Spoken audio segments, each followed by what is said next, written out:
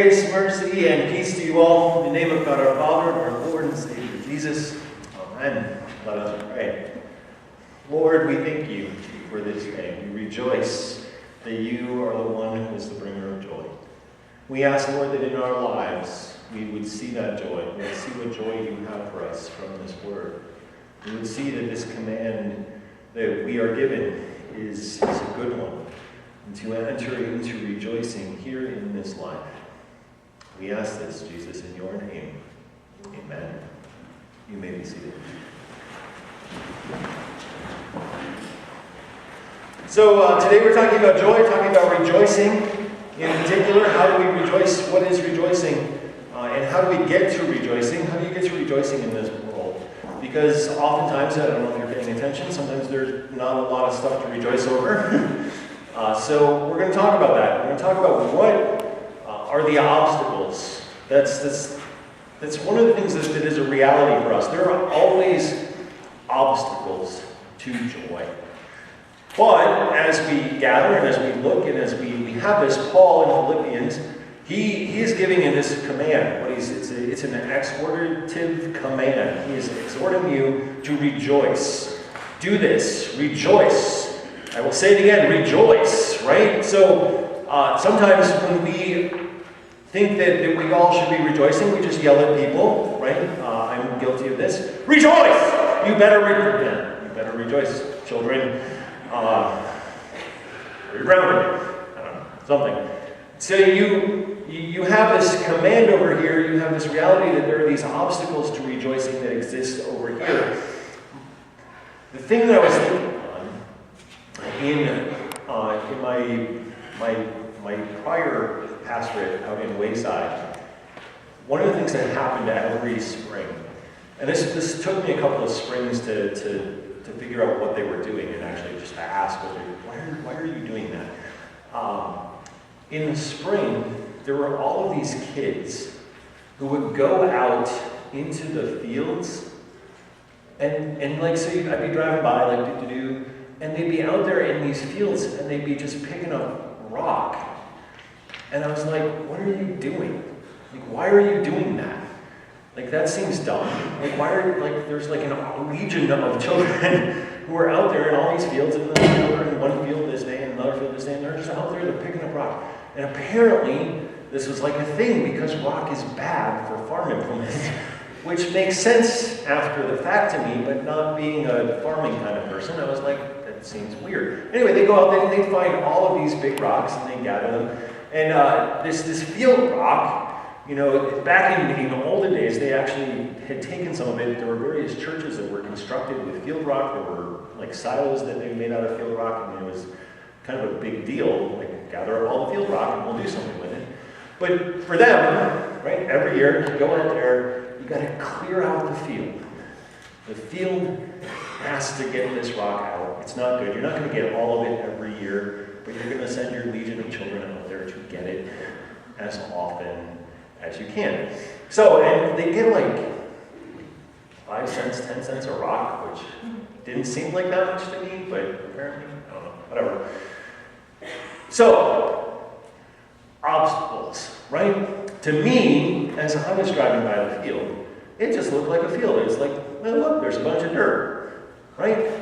Like, and they're going to go and they're going to till it all up and they're going to plant things, and in a while there'll be a bunch of corn, or there'll be some alfalfa, or there'll be something else. That's what they're just going to go do. And yeah, they were, but in order to go do that, they had to take care of some of the obstacles that existed. Let's look at the obstacles that we have to joy. There is this field that God richly and delightfully, and I'm pretty sure if they had gone out in that field, they could have planted some stuff and it would have been fine, and a lot of it would have grown. But there would have been places that it wouldn't have, and there would have been places where it was more difficult. So let's look at what are the obstacles to Christmas joy, or even just joy in general for us as people. What are the obstacles to joy? What are the obstacles to joy in your life? Do you know what the obstacles to joy in your life are? Do you have any obstacles to joy? Maybe I'm the only person in the room who has obstacles to joy. It's quite possible, sometimes only I know. as I was thinking about a lot of them, particularly in the time of Christmas, right? There are lots of obstacles that exist here for us. One of them is fear. Fear. How many of you are fearful and been fearful? How many of you know what fear does to your joy? Right? When you are fearful in your body, and you feel that in your body, and your mind maybe it races off to what the worst possible outcome and conclusion of something might be, you are not in that moment experiencing joy. And sometimes as you have that fear, and it wells in you, and it continues in you, it begins its own loop in you. And so joy as a thing, it's something far off on the horizon, if it's even there at all. It's something way out there. That fear just kind of works. Fear happens at Christmas time, right? Fear happens when people consider their bills. Fear happens when people consider their travel. Fear happens in all sorts of things. But fear is one of those obstacles that we have, not just at Christmas, but often at a lot of other times, as an obstacle to joy. What else? Anxiety, right? Fear and anxiety goes right along with fear. We feel this anxiousness about the way things are going to be, or the way things are, or the way we think things will be. And so here's this other obstacle. It's out there. You feel this, what's the future going to hold? How is it going to work? What's going to happen? Sometimes you feel this around your health, your well-being, or the health or well-being of somebody you love. You have this anxiety that wells up in you. How is that going to be for them? How is that going to work for them? Where are they at now? What is this program? What is this thing? What's the future of the church? People have anxiety about that. Okay. One of them that is particularly prone to happen to us at Christmas time is this whole obstacle of commercialism, right? The Charlie Brown syndrome. For us as Christian people, we get upset with how commercial the season is, and we become not really focused on what the joy that is set before us in Jesus is. We become just mad at what the world is doing in response to it. It happens. It's one of the most interesting phenomena I've seen in Christianity, where we take this time, this wonderful time of great joy and rejoicing, and we get mad because people aren't doing it the way that we think they should. And it's okay. That's on them. On you is the joy, and that's something else. Loss is another obstacle to joy. This today we're having our kids' Christmas program at the late service.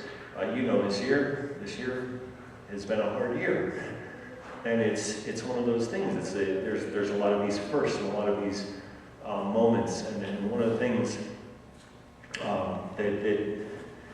that I love about Christmas programs, I love about Simon. Simon is not here with us anymore. I love how he would be up here and he would act out music. That kid would sing. And it's been one of those years. And so loss is out there as this obstacle to joy. Because I miss him. I miss that. And I'll sit here later and I'll cry probably. Sometimes just kind of focused on the thing that's not there. It's an obstacle to joy. Now, there may be all sorts of reasons to fear. There may be completely legitimate reasons to be anxious. There's genuine frustration with commercialism.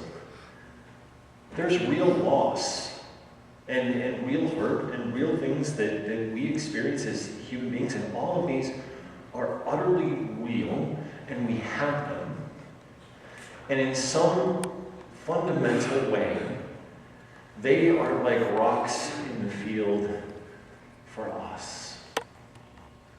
They are there, they live just barely at the surface. Sometimes they're deep down and they're just pushing up every year again and again and again and again. And you feel them and you experience them and you have them and they're there. And if you look out just kind of at the field, they're doing just fine, right? Look at the field, it's perfect. You can just go plant. but there's rocks all over the place.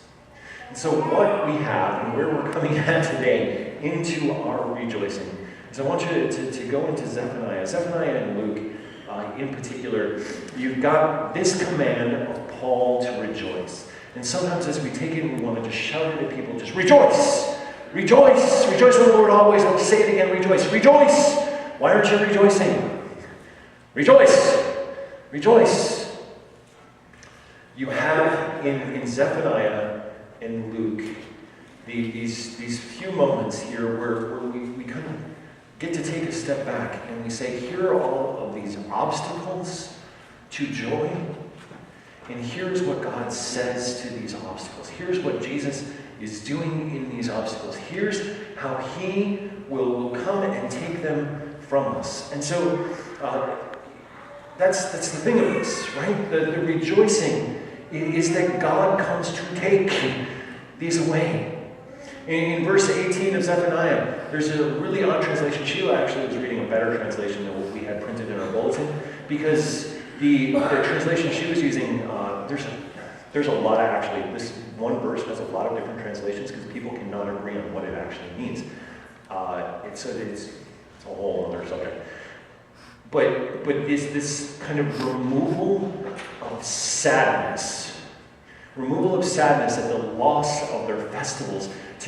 God comes to take away the thing that brings us a lack of joy, right? The things that get in the way of our joy.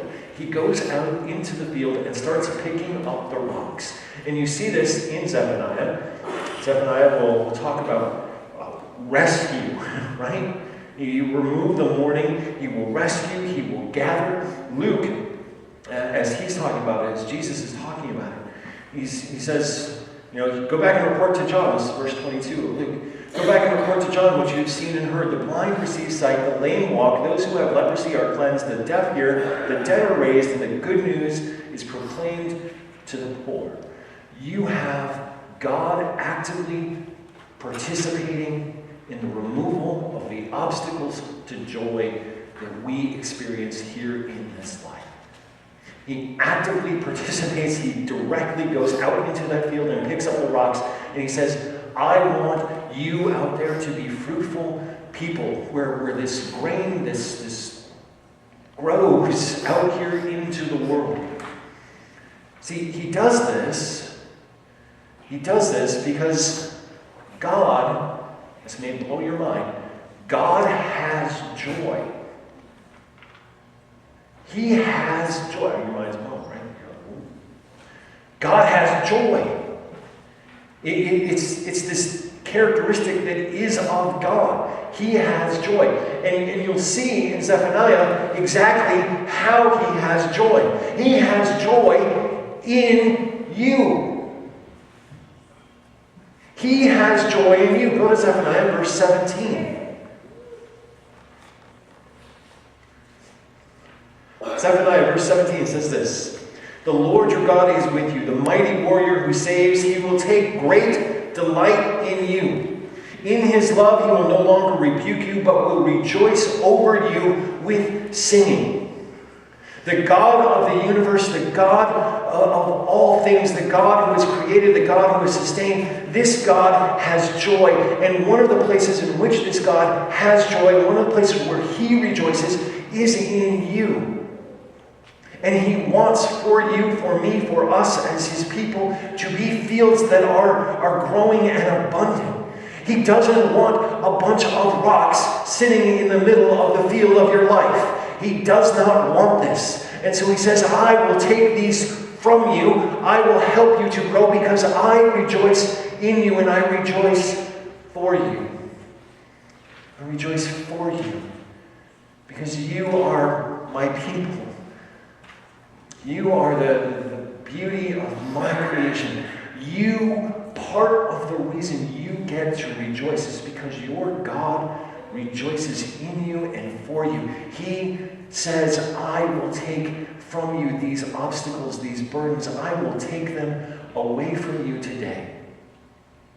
Now, You may be sitting there saying, but no, I really like my obstacles. I've become very acclimated to my fear. I enjoy my anxiety. You know, being anti-commercialism, that's just something that's part of me. That's part of my core identity. Living in loss and just grieving all the time, that's who I am. We take our obstacles and we have them, and they're real. They're real. God says, I want to take them away from you. So I want you just for a minute, maybe even like 30 seconds, I want you just to stop. To stop today, to close your eyes, to name the obstacle to joy. And that as you do that, as you are sitting here in this room, you're naming that, I want you then to offer it up. Like, God, I'm out here in this field. You ever try to take something out of the earth that just doesn't want to budge out of it? Sometimes large rocks are that way. You got to dig around it. God is doing that in you. He's doing that. He's offering this moment to say, I want you to just name what that large rock is. I want you to name it and then just offer it up. God, take this obstacle. Because what I really want, what I really think is really important, and why I think Paul says what he says in Philippians, is because he says that's the real reality you're in. The real reality you're in is one of rejoicing. The real reality, the great thing is Jesus has done all of this. So just take 30 seconds. I'll time you.